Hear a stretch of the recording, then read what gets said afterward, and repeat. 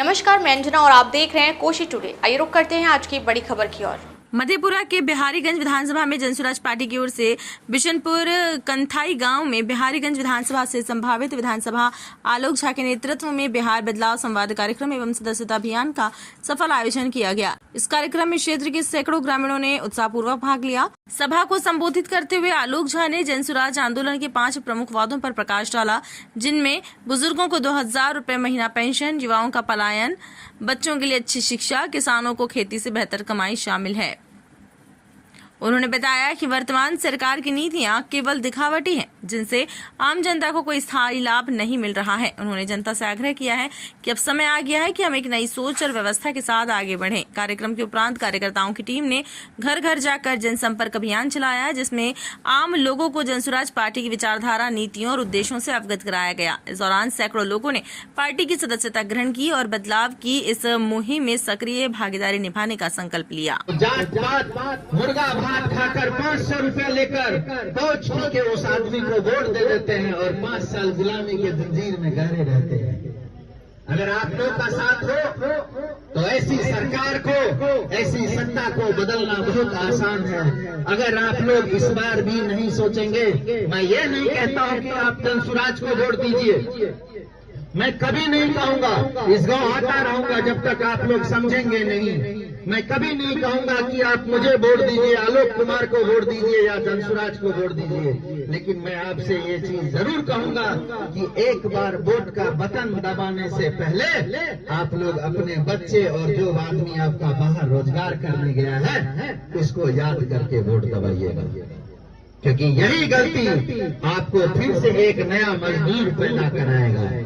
मोदी जी जब आते हैं, भाषण देते हैं कि सहरसा से हम ट्रेन चलाएंगे जो कि गुजरात जाएगी।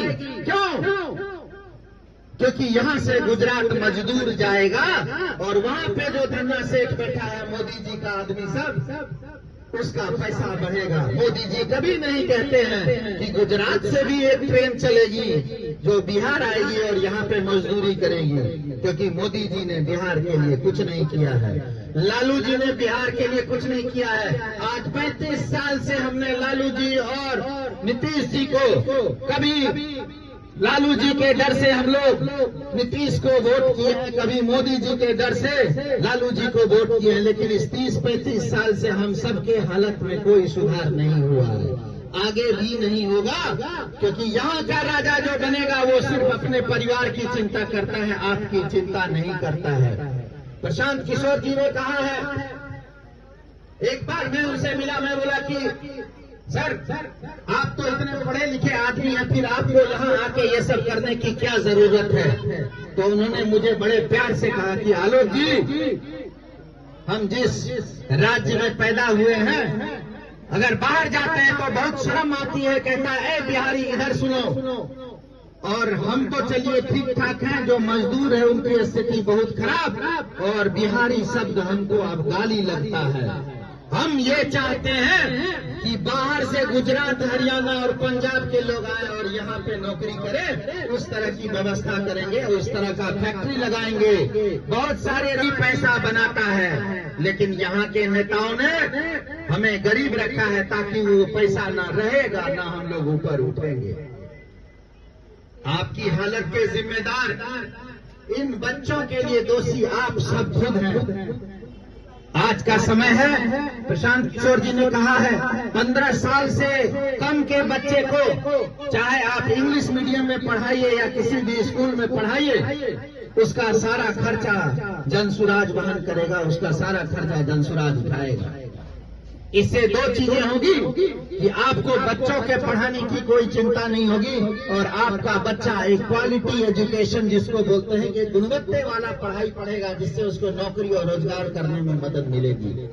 सिर्फ स्कूल में खिचड़ी खा के कुछ नहीं होता है, मैं बता रहा हूँ, स्कूल में खिचड़ी खाने से कुछ नहीं होगा।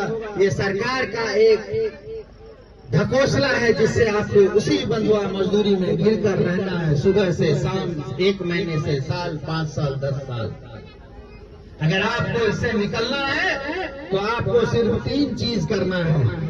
इस बार के आने वाले विधानसभा में इस बार जो चुनाव होगा 2025 की, उसमें जात पात से ऊपर उठकर आपको वोट करना होगा।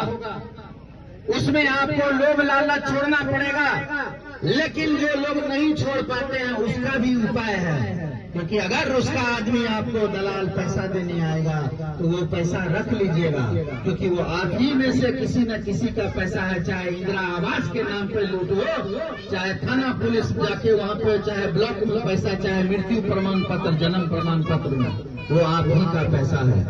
आप एक बात बताइए, 500 रुपया लेकर मुर्गा भात खाकर, पहुंच पीकर आप अगर वोट दीजिएगा किसी को और आप बाद में कहिएगा कि मेरा मुखिया बहुत बेईमान है, विधायक बेईमान है। अब तक के लिए बस इतना ही, फिर मिलते हैं एक ऐसी ही बड़ी खबर के साथ। तब तक के लिए नमस्कार और देखते रहिए कोशी टुडे।